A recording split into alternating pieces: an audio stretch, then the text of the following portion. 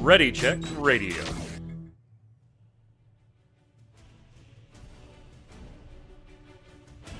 Stand by as we get ready to serve up all your news this week in the world of gaming.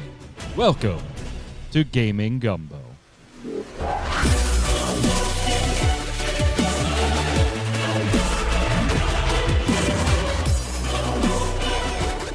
What's up, Internet? It's Saturday at 7 p.m. Eastern. That means here on Ready Check Radio, it's time for Gaming Gumbo, our weekly gaming wrap-up show.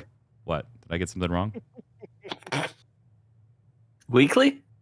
Yeah, funny. Speaking of that, no show next week.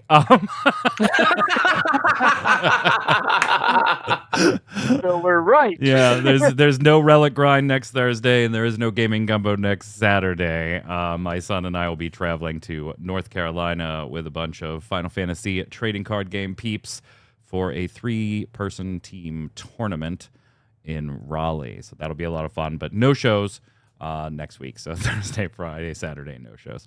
I'm your host, Mike Byrne. As always, this is episode 124. If you're watching on YouTube, listening on Audible, Spotify, any of the podcast platforms, thank you so much. While you're there, give it a like, a subscribe, thumbs up, turn on the notifications, leave a good review, and comment, particularly in our Games of the Week segment at the end of the show. And of course, you can always just head on right there to ReadyCheckRadio.com. Check out the backlog of this show and the Relic Grind and all the socials, so that you can find us everywhere and even join us live like Chad is right now, ready to chime in on topics. Joining us today to go over all the fun stuff, Mr. Dom Greco. What's up, sir? Hello. I actually might not be here the 2 weeks following next week. So it happens. Yeah. It happens. It'll be fun. It happens. When it's not a job, we do it for fun, and, things happen. Real life happens. Yep. Also on the line, resident artist of Ready Check Radio, Yod. What's up, boss? So yeah, monthly wrap up. I believe there's at least a day in April that I'm not going to be here. I can tell you about. Oh, he's already starting with the April Fool's jokes. Okay. No. Honestly, there's like this food festival thing that I'm going to be at. Oh shit! I might drive down for it. Yeah, it's called Panda Fest. There's like thousands of food stalls and stuff like that. Yeah, I'm all in favor of a food festival. I'm all in favor. Yeah, so in April, the first weekend of April, we might actually stream live. Steel City Con is back in Pittsburgh here. They, 3 times a year, 4 times a year. And the last few times we've gone, we live stream looking at all the like retro toy booths and all that stuff, and take shots of the celebrities that are there that, I'm not paying $220 to get a picture with Hayden Christensen. I'm sorry. I love Star Wars, but that's just not going to happen. That's his literal rate. It's like $215. Like, occasionally, like, somebody in there will be like 100, and I'm like, ugh. Most of the time, people are like $30 for an autograph, 40 to 60, maybe even 80 for a picture, and a signature on it. But yeah, he's $215. I was like, dude, really? Like you were in the prequels, right? Like you. So I mean, these guys do other things, and like I understand that some of these prices are kind of high, but knowing some of these guys, going to a convention is taking away from their normal work. Fuck out of here. Get the fuck. Shut up. Just shut up, I'm Yod. not joking. Please, I'm not joking. Tell man. me, and I'm not saying that he hasn't. I'm not saying that he hasn't. But tell me something Hayden Christensen was in after the prequels. I'm Jumper. not saying him specifically.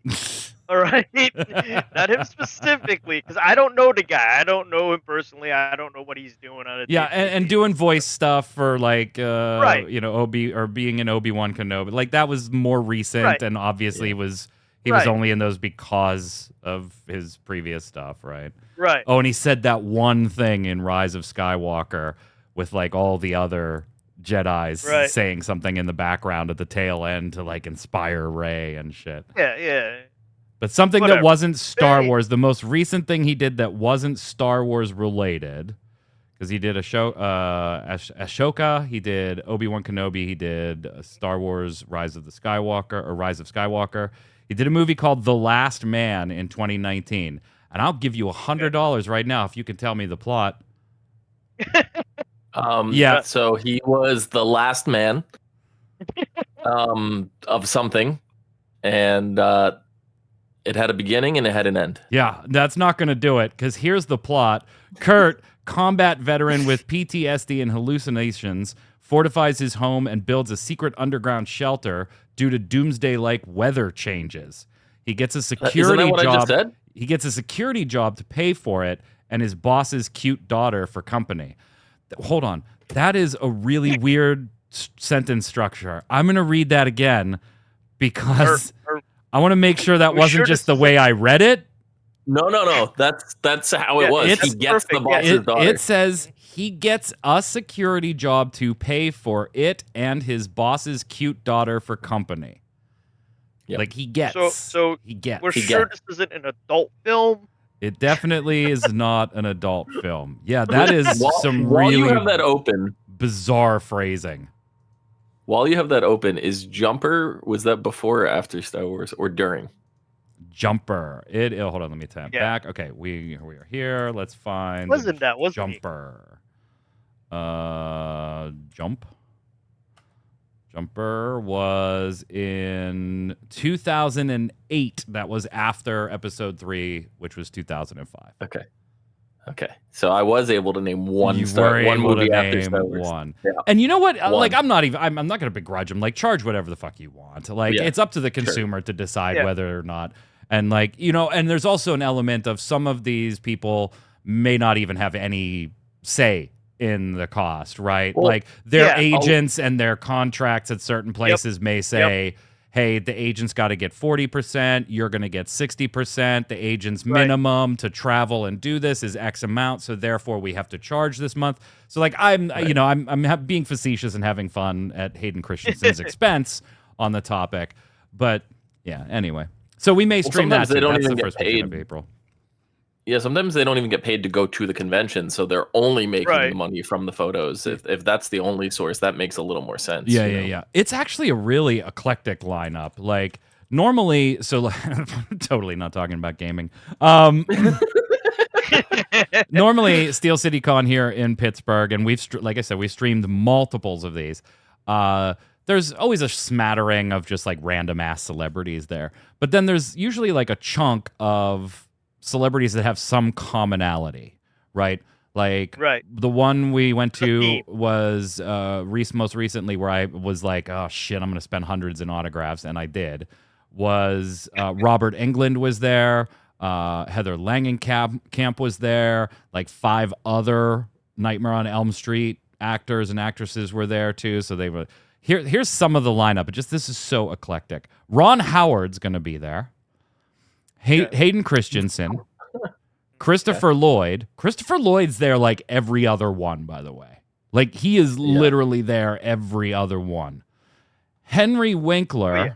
So that's Ron Howard, Darth Vader, Doc Brown, and the Fawns. Sure. What do you mean? Sure. What do you mean the Fawns? The high school principal from Scream. There you go. Don Most. Don't call him Donnie Most. Don Most. Anson Williams. Marissa Baudet. Katie Sackhoff. Brilliant. Like, yeah. We'll be in a booth next to Luis Guzman. The next booth over will be John Cusack. I love John Cusack. I do too. Like there are people here that are amazing and they're awesome.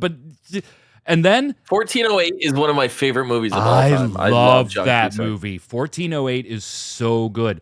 What was the one he was in with the raining? It was just storming on the street motel. Yeah. Yeah. What was that? I have it on my and Margaret will be there. Totally legal Plex server. Stephen Baldwin, Shannon Elizabeth, who I do have a picture of me and her from years ago. Elizabeth Berkley, James Van Der Beek, the Dawson himself, Kerr Smith, Mira Sorvino, Mario Lopez, yay. Alan Covert, Christopher McDonald. You better fucking bet your ass I'm going to go say hi to Shooter McGavin. You bet your ass I'm going to go say I mean, Happy Gilmore 2 is coming out this year, isn't it? It is. right? It is, yeah. And then we go all the way. Identity. Identity. That's a great movie. It's a great It movie. is. If you want like a suspense, psychological type movie where I promise you will not see the end coming until it's too late, watch Identity. Yep, it's so good. On the wrestling front, by the way, we have Bret the Hitman Hart and then the Mouth of the South, Jimmy Hart, too. So it's just like all over the place. Nice. Anyway. So a little bit of the guest stuff.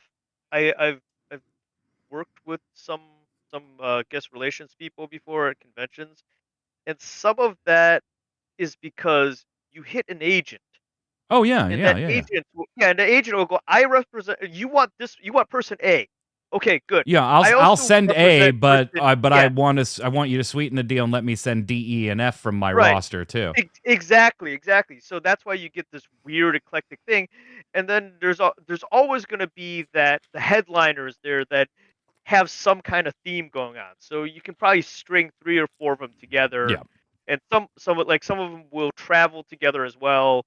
Like the other weekend when I was over at Collecticon to hang with my friend, he normally travels with his fellow voice actor who did Yugi from Yu-Gi-Oh. And so he did Kaiba and his buddy does Yugi, and they travel as a pair. And a lot of these cons will grab the two of them and then stack on a couple of the other voice actors from Yu-Gi-Oh, or they'll go the other route even though they've got Yugi's voice actor there because um, Kaiba's voice actor also did Brock and the old Pokemon stuff, so they'll grab some Pokemon voice actors and stuff and fill in the roster that way. And then, of course, since you're talking to that particular agent, you get all the D, E, and F people that Yeah. want to get in on it as well. And because it's a con, you're making money, you might as well put these other people in. You'll get a few more attendees that way. I will say the nicest people we've ever met, and we've gone, like the kids and I have gone to Steel City Con in particular. Again, it's like 3 or 4 times a year here in Pittsburgh. It's actually a little more often than it should be. Like I feel it would be better if it was 2 or 3 times and not 3 or 4. And it's kind of outgrown the facility that it's in. Like they often get in trouble with the fire marshals and they'll kick a bunch of people out and stuff like that.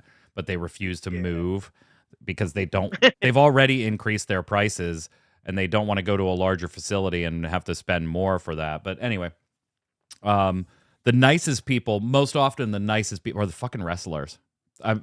We met, Really? yeah, we met Mick Foley and he could not have been nicer to my kids. We met George the Animal Steel before he passed, and he was like, he was like, don't spend money. You kids don't know who I am. And my oldest son was like, I know who you are. My grandfather and my dad tell me about you. Like, because he was more my dad's era of wrestler. I knew of him. And he was like, oh, okay. And then he was like, he getting them behind the tables, taking pictures with them. And he's like, don't charge these kids. Don't charge these kids. And he's pretending to bite their head in the picture. And then he's like, yeah, high five. Like he could, they've been so gracious to my kids. And then there's some that you're like, wow, you're a real asshole. Like, why are you an asshole? The guy who played, his name is escaping me. What was his name? Zach Ward. A Christmas Story. Scott Farkas, the bully. Okay. Yeah. He nice as could be, right? And he was there as part of, when I saw him, he was there as part of Nightmare on Elm Street stuff because he was in Freddy versus Jason very briefly. And but he was nice as could be, telling stories and everything.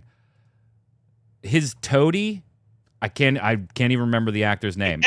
In Christmas Story, when he was the bully, his little toady friend, asshole. The dude was such a jerk. Like he couldn't be bothered. It was like, get up here, let me sign this, and then move on. Like I was like, dude, I don't even know your name, and I know everything about movies.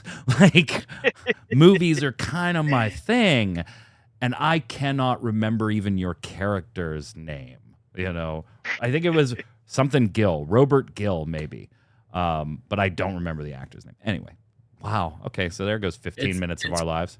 It's crazy because like the people that play like the villains usually in TVs, wrestling, all that kind of stuff, they're usually like the nicest guys ever. Yeah. Like you look at like Loki, Tom Hiddleston. He's so nice. He's so incredibly nice. I don't know. There's just all the evil, but then the nice guys, they're like some of the worst. Like some of the actual worst. So I don't know, but even like Matthew Lillard, like he plays villains and everything, and he's like one of the nicest guys at conventions. So before we get into like gaming news and stuff, the link that the link that I was hiding in the show notes before we started, it came from a meme that I had seen, and I was like, that meme is accurate, and I don't know if I would have fallen for this or not.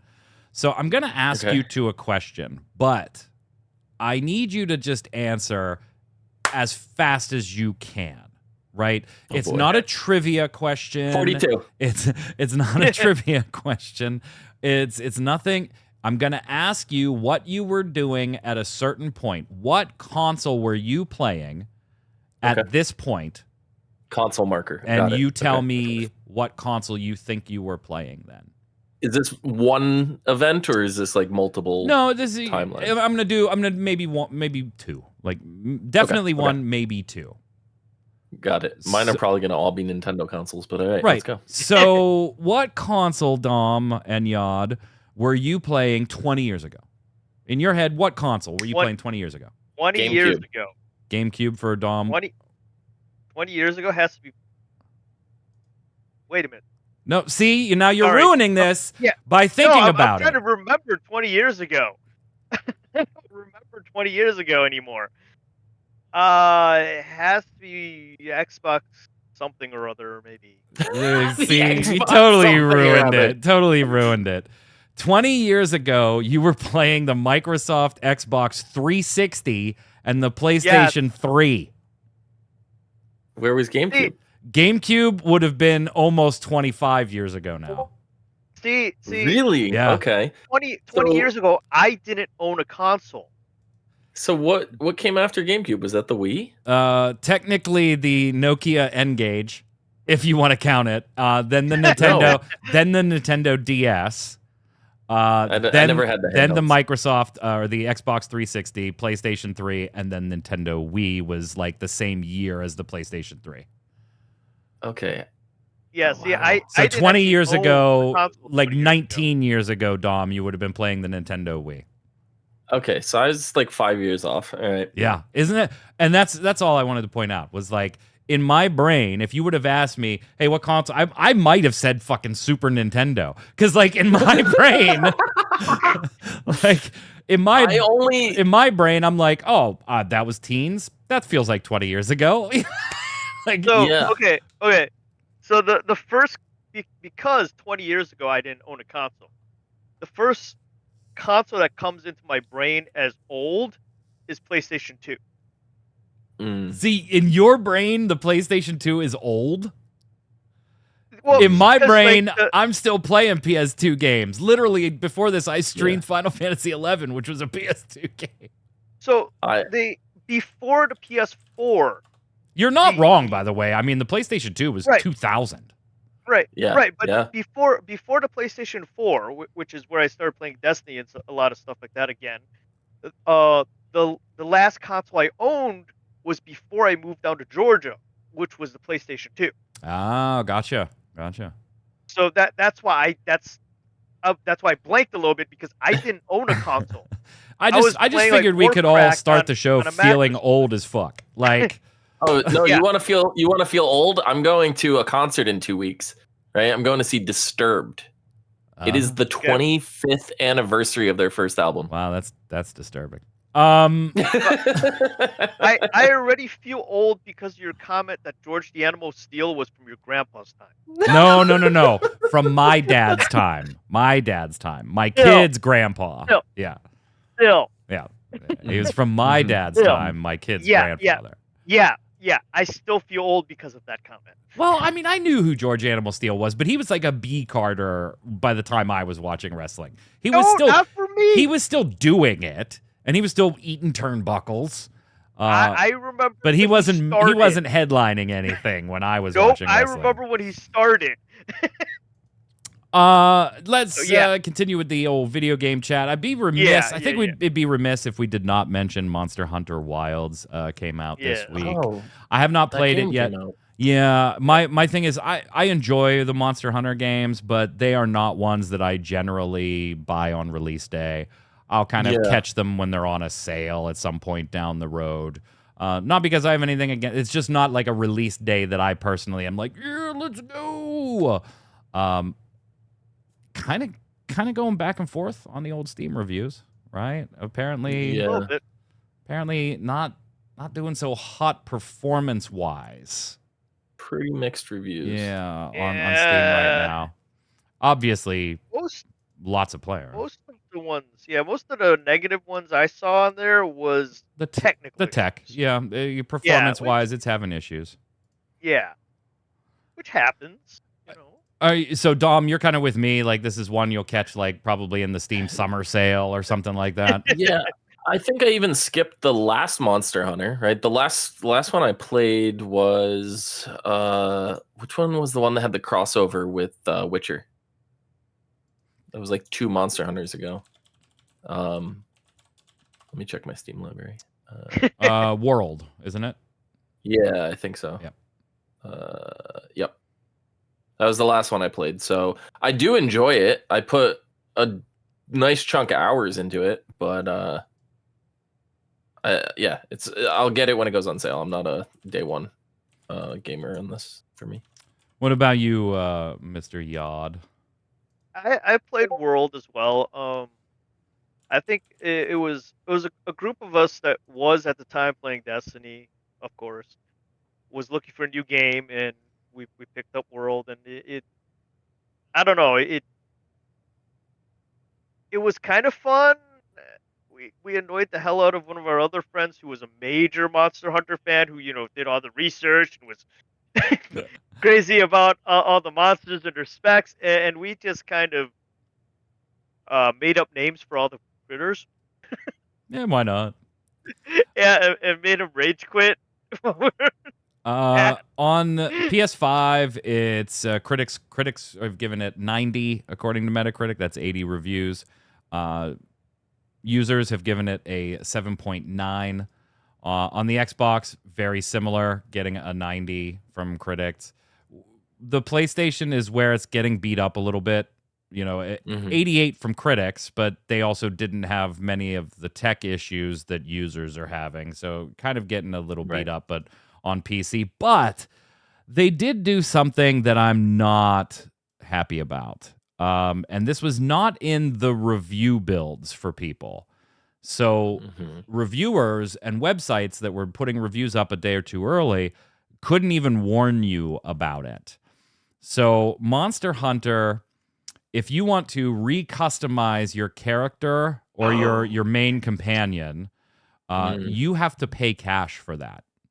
It is not something you can do for free at all.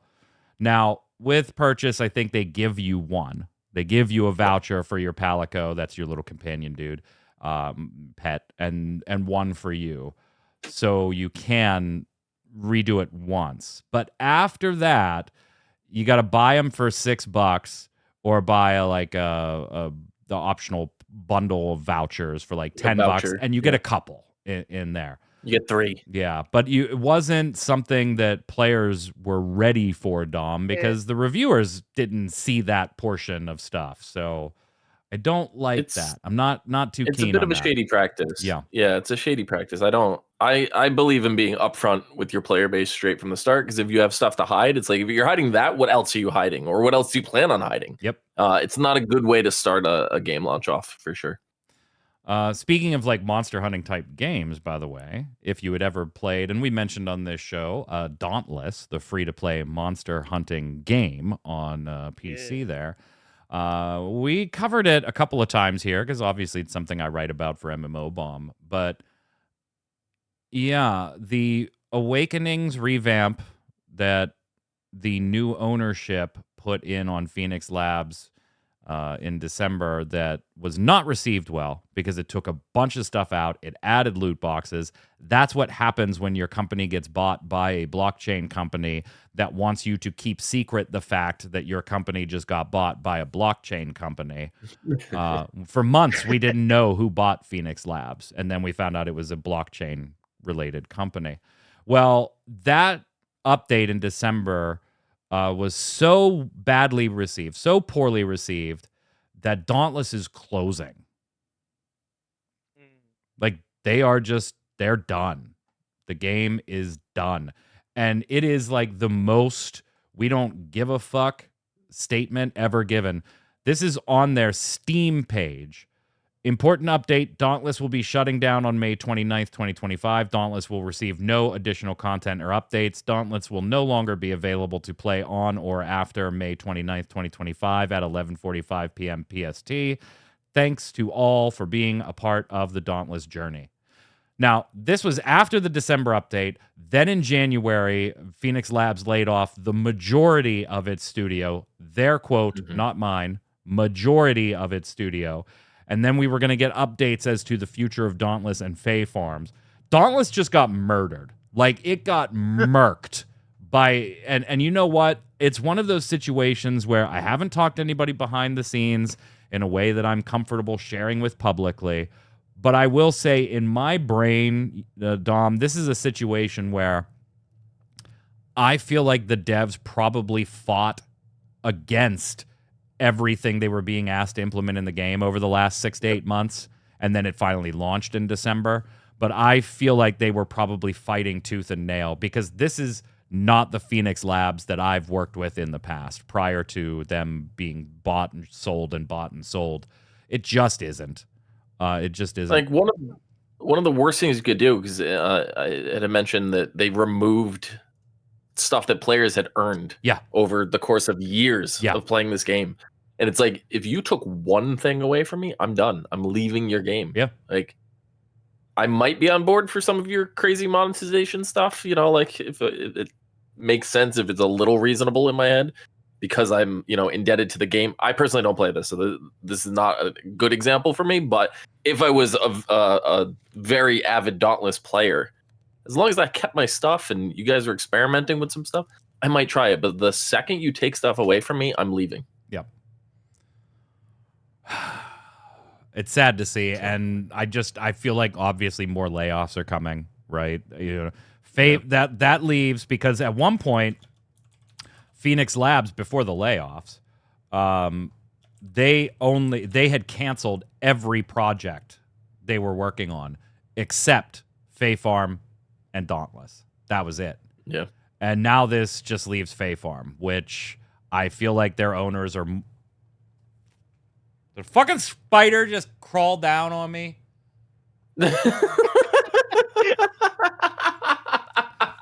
I don't know. I don't see you live. So, yeah. Anyway, so I have a feeling there's going to be more layoffs here. There's also some fun legal updates we want to give you because this is stuff, Yod, you and I have been following the Dark and Darker process for a long time now. I played a bit of Dark and Darker. Yeah. I like the idea of a PvPvE dungeon delving game, and now there's like more than ever coming to the market here. I have like 30 hours in it, which is kind of surprising for me, you know, because you know how often I'm playing games these days. Yeah. Well, they had been getting sued, right, by Nexon, and we talked about it on this show and gave updates on this show because they were suing them in Korea, then they tried to sue them in the States, and Yod, you and I were like, yeah, this lawsuit in the States is just going to be thrown out because the courts in the States are going to go, you are already suing in Korea, and that is where you should be suing. Oh, yeah. Like, that's just where you go. Yeah. Well, I've seen some headlines that try to warp this. I feel like mine is probably one of the more honest ones because some of the other headlines were saying, hey, that Iron Mace, the company behind Dark and Darker, did not or had their copyright infringement allegation dismissed, which technically is true. That portion happened, but that was always the weaker portion of this lawsuit. The stronger portion was that they were being accused of infringing on trade secrets. Right. You know, Nexon was going to have a hard time proving that they used assets and stuff like that because file names had changed, modifications to things could be changed, stuff like that. But trade secrets, yeah, when you work for a game company and you make World of Warcraft, that doesn't mean that you can't go to another company, barring some type of non-compete, right? Go to another company and use your MMO game experience in ways there. You certainly can. Right? Yep. What you can't do is take things that your company was making and recreate them. Mm-hmm. Like, you can't just go, I quit, and before you get this out, I'm going to use all my knowledge of this thing that we were making, and I'm going to recreate my own as fast as possible. And by the way, probably stole assets and things and information along the way with the whole hard drive stuff that they had going back and forth. Dark and Darker lost on that front.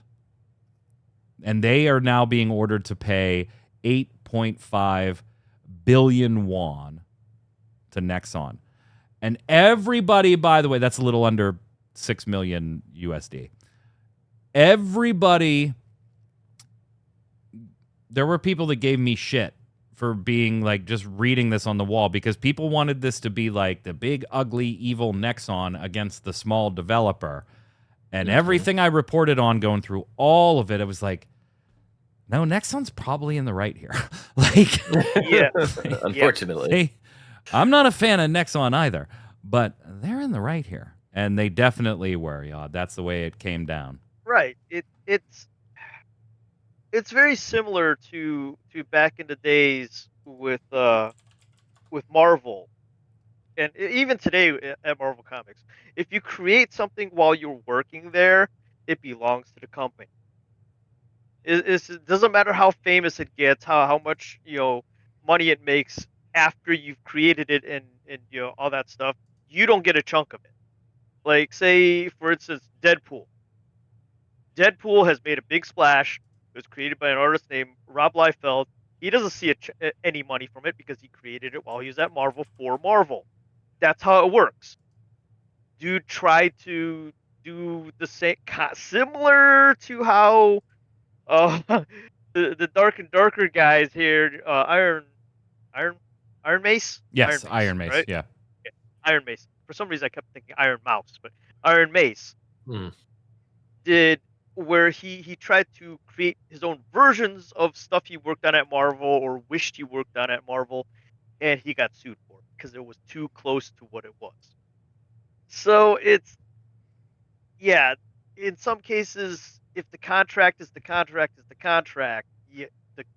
company's going to win. That's how it works. Sorry, low guys. Yeah. We get screwed over all the time. It's how it is. What is it? What is it? TMNT Splintered Fate. Get it? It's on Steam now. I've owned it on Steam since release day, Havoc. Yod and I both were like, absolutely. Absolutely. And I'm probably going to buy it again on Switch. Probably. And other legal stuff. Did you see this one, Dom, where there's also another suit out there? Not quite alleging the level of you stole shit that happened, but Blue Archive, also a Nexon title, right? Okay. Nexon's going after a company called Dynamis One. That's a South Korean gaming company founded by former Nexon game employees. Boy, does this sound familiar, right? Iron Mace. It got. What is wrong with this company that Right? all this keeps happening to them?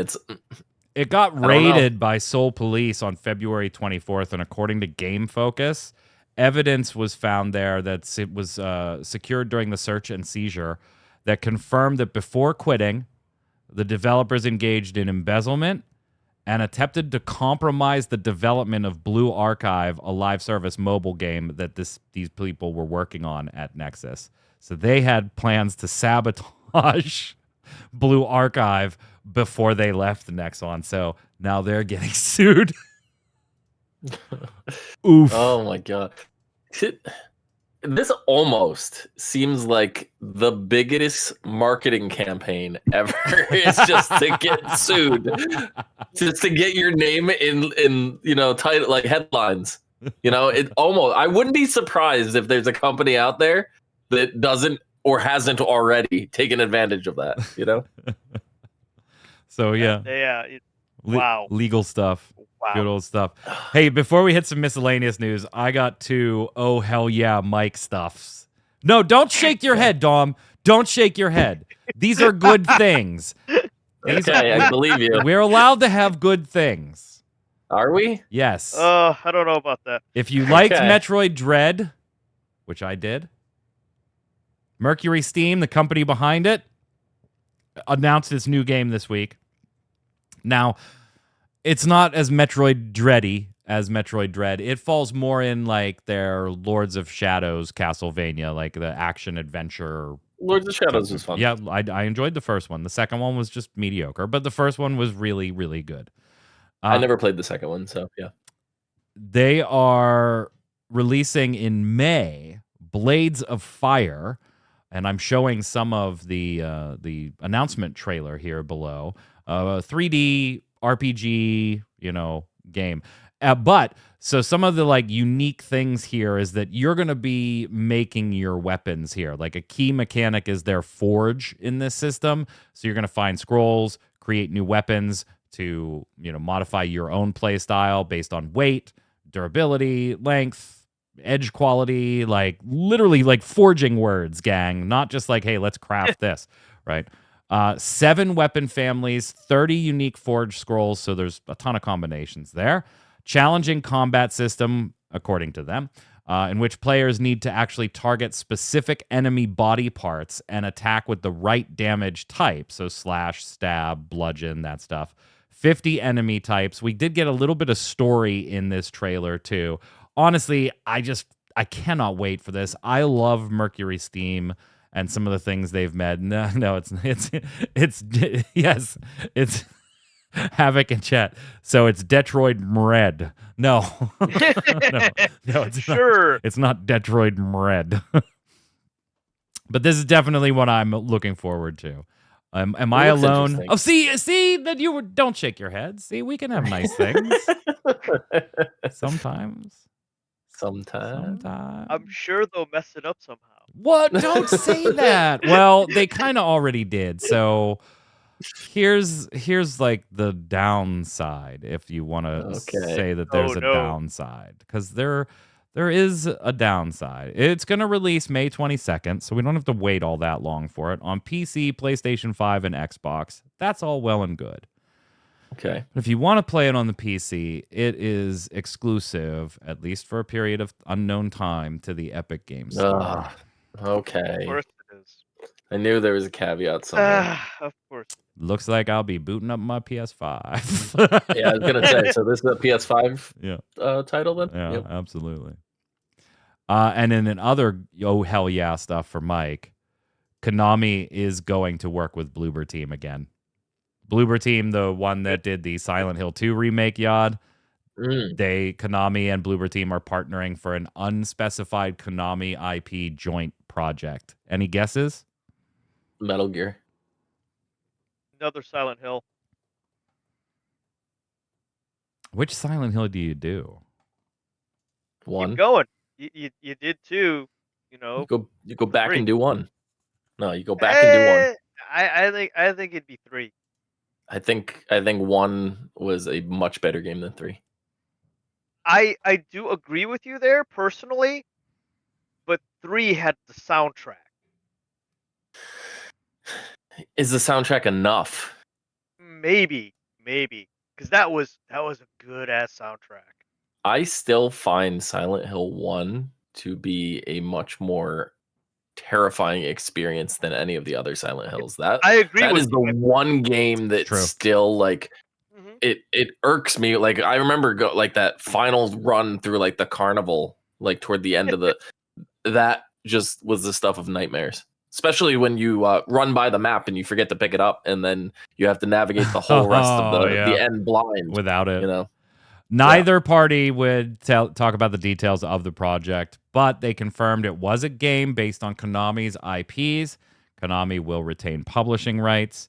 And according to the statements, when Konami was seeking out a partner, they said to breathe new life into one of its most iconic franchises, Silent Hill. And with the trust built upon the success of Silent Hill, laying the foundation for signing this additional agreement for a new project. Development division within a first-party framework is their expansion. Our collaboration on the Bloober side, they say our collaboration with Konami has been incredibly fruitful, and the success of Silent Hill 2 speaks for itself. By sharing knowledge and experience, we've been able to create high-quality production together. Of course, we can't reveal too many details at this time, but we are confident that fans will be just as excited about our collaborations as we are. We can't wait to share something truly special with players when the time is right. I mean, you already have the Snake Eater Delta version coming, right? So I don't know if I don't want them to remake one though. I want a new title. You know what I mean? Like that's my hopes is instead of a remake, it's a project on a new new entry. That could be interesting too. Yeah, you got the Snake Eater Delta thing coming out later this year, August. There was leaks about that a couple of weeks ago too. Yeah, I don't know if you give Bloober Team Metal Gear though, right? Like Bloober Team has kind of established itself as this horror atmosphere, not just with the Silent Hill 2 remake, but they did the Medium before that, their own thing. So I don't know. I just want more Metal Gear. I do too, but I want Kojima Metal Gear. I don't want. That's never gonna happen, unfortunately. It's not unless Konami sells it to them. Right. Yeah, that's not going to happen either. No. Hitting some miscellaneous news beats before we call it a day. Did you know that at one point, BioWare founders considered trying to take over EA? Whew, that would have been a different world. Right? Talk about a ridiculous alternate universe, which probably would have never wanted a multiverse more than ever. I know, right? What stopped them from doing it? Well, they really were looking at Star Wars The Old Republic, the MMO, to be a $2 billion a year successful type game, and it wasn't. It wasn't. I mean, I was all in for that when it came out. I bought the Founders Pack or whatever it was called back then. Everything. I even have the little tag with the number. Oh yeah, I got my Malgus statue in my collector's set from SWTOR. Do I still have it over here somewhere? I mean, it's attached to my desk. If they wanted a $2 billion a year successful game, all they needed to do was Star Wars Galaxies Reborn. That's it. Star Wars Galaxies: A Final Reborn. Final chapter prologue. Final chapter prologue version 2.8. Instead, we now still continue to live in the EA timeline we live in, one where the company blames Dragon Age: The Veilguard's failure on its lack of live service elements and not its lack of a decent story that wasn't just full of tropes you could see coming. Right. Hey, the state of gaming industry is in such a weird spot when live service gaming. Is this timeline as a whole sucks. When your go-to is live service games, right? And I get it, right? Live service is making the most money right now. It is. Yeah. And I think it always will, right? The fact that we're in the TikTok era of kids these days don't have the attention span for a 60-hour game. If it's over 20 hours, they want nothing to do with it, which means the way of MMOs is almost dying. It's really targeted for people our age. Right? See, I don't know. I kind of disagree there. I feel like, and ironically, Josh Strife Hayes, favorite content creator of mine and somebody that I love talking to behind the scenes, he did a video this past week. It starts with saying, "Mom says it's my turn to do the our MMO's dying video." And so that's what he does. And he presents what I think, if I was making that video right now, would be the major points that I would make. That no, it's not really dying. The problem with the MMO space, and particularly with season passes, the type of monetization that you were just pointing out here, is that to break in, there's this expectation of having such massive swaths of content to compete with the big dogs, and you can't. Like, that's just unrealistic. And so games pull new fans, but then those new fans either end up leaving the genre or they get bored with what they're playing and migrate to like one of the big four, WoW or Final Fantasy or Guild Wars 2 or RuneScape. And so it's like just like this constant expand, contract with more titles trying to make it into the big four, but never really getting there.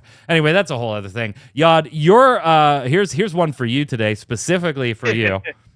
Yeah. Your Destiny 2 people have had a bunch of lawsuits going back and forth. They won a few against cheaters and all kinds of stuff like that. But in a recent lawsuit, did you know that they actually had to cite Destiny 2 fan videos on YouTube as evidence because they couldn't just submit the game as a copy of evidence because the content they needed to prove their argument is vaulted and it's not in the game anymore. Wiped from existence for normal play. It doesn't exist anymore. You can't play the original Destiny 2 as it came out. Which the whole thing with the one game taking away items, what was it? Dauntless? Yeah. You had to see that coming. I mean, people were pissed at Destiny going to Destiny 2 and you didn't have any of your weapons anymore. And that's going from one game to another. Imagine losing all your shit in the same game. True. Come on now. Where's all the takedown notices that all these content creators are going to get for these things? To wipe them from existence. Yeah. Hey, Warner Brothers Games revenue continues to drop, by the way. Just continues to drop.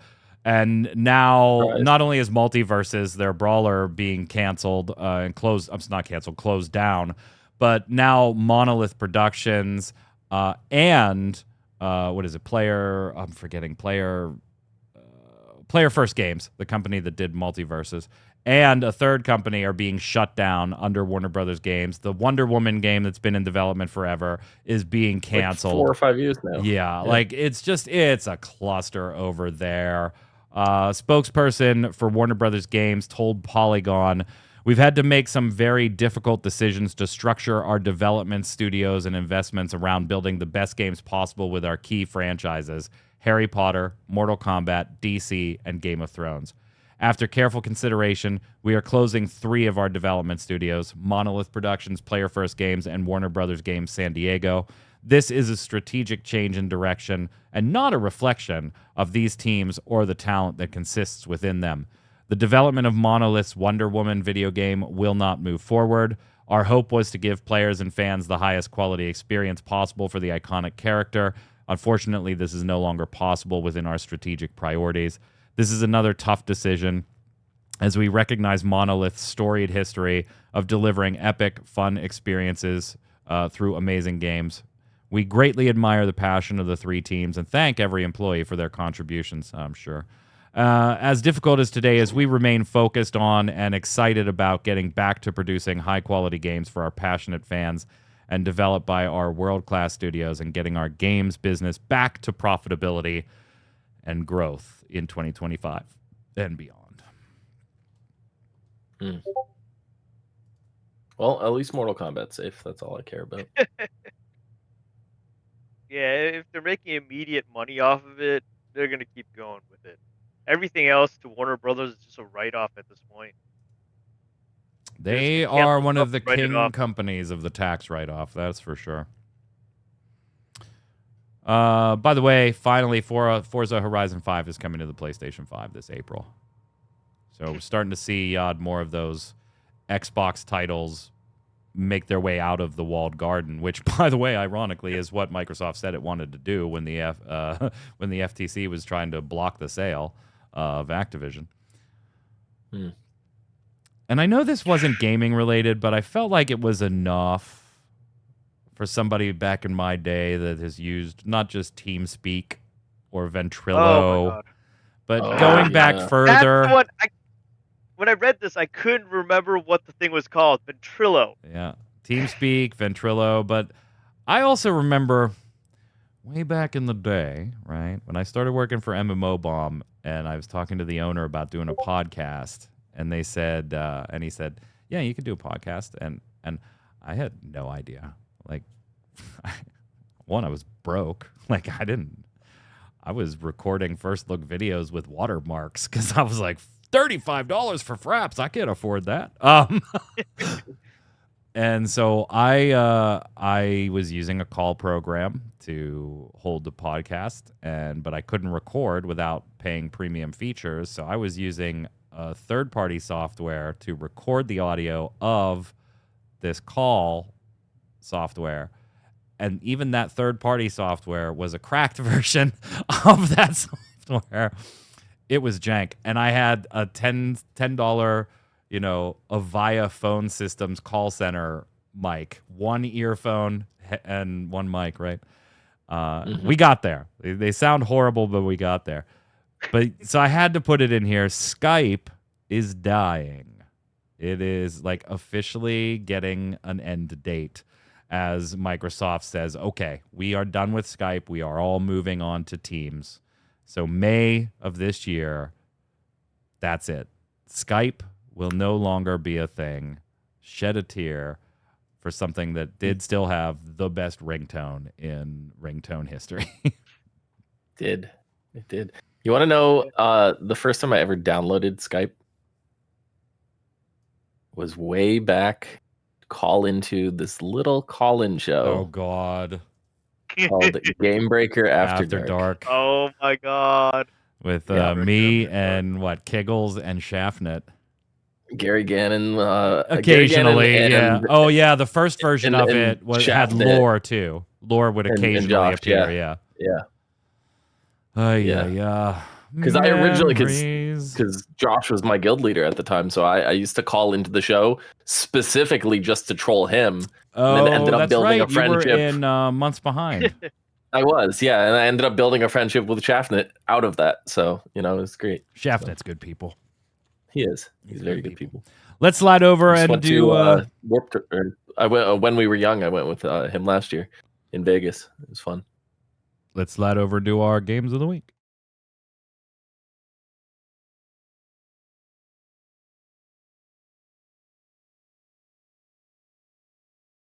Every episode of Gaming Gumbo here, it's where all three of us are going to recommend a game to you. It could be a video game, a mobile game, board game, card game, something where you've played in the past or playing now or have never played but think you should check out. And you let us know in the comments as you give us your recommendation of something to check out, who gave the best recommendation. I'm going to go first. Today, before the show, I was streaming some Final Fantasy XI. I'm not going to give that one again. I gave that a couple of weeks ago. But I am going to recommend the Final Fantasy trading card game. And if you are new to the game or you haven't played at all, and now this is like the first time you've ever heard about it, a new set came out today called the Final Fantasy trading card game Legacy Collection. And it's a cheaper box, fewer cards in the box, but they are almost all staples of the competitive game right now. So if you are newer and you're having problems getting some of those earlier Opus cards that still see competitive play, it's fantastic. It's like opening a best of. Like, they're a lot of fun, and there's like very, very special foils that this is the only set you can get them in, so it is very cool. I'm going to recommend the Final Fantasy trading card game, and then, of course, if you need some staples, hit up that Legacy set. Yad, what do you got? Speaking of MMOs, I'm going to go with Blade and Soul Neo. Oh. I started checking it out on Tuesday. There was a little bit of a queue for getting in, but after that it kind of smoothed it out since Tuesday, and it's very shiny right now. I'm hoping they can tone down the shine a bit because everything looks wet for some reason. Oh, that doesn't change, boss. That's that is literally Blade and Soul all the time. Okay. Yeah. I'll make do with it, but I mean it's been pretty fun so far. So controls a little different from normal MMOs without tab targeting. So Right. I accidentally hit the 360 moves, the AOE moves back all the time. But it's been pretty fun. So go check it out. It's free. So what's there to lose? Yeah, and it has better monetization than the original version, at least for now. At least for now. For now. Dom, what do you got? So game that was announced 2 weeks ago at the PlayStation Direct. What do they call it? State of Play. Yeah. It's coming out June 13th. Five Nights at Freddy's: Secret of the Mimic. I'm very excited. You're recommending a game that is 4 months away. Yeah. Yes, I am. If you win, I'm not doing this show anymore. No, I'm gonna win. I'm gonna win. I'm not doing this show anymore. That's gonna do it for us, gang. Remember, no show next week. I'll be traveling, and we may do. Is that because I won? Yeah, we may do some streaming of the Final Fantasy stuff. Depends on if we get booted from the tournament and stuff like that. But we'll have a good time. Make sure you check out all the other shows. No streams tonight from either Torchwick or Tarkoth. Obviously, Wilds. Monster Hunter. What are you gonna do? Until 2 weeks from now, Yad, where can everybody find you? Yad Artworks on all the socials. Here when we have a show, whenever that is. Of course, there's my Redbubble store for merch. Around. Where's Mick Foley when you need a cheap plug? Right, Dom. Where? You can find me down below at Itzista. I'll be back on the show probably in like three weeks.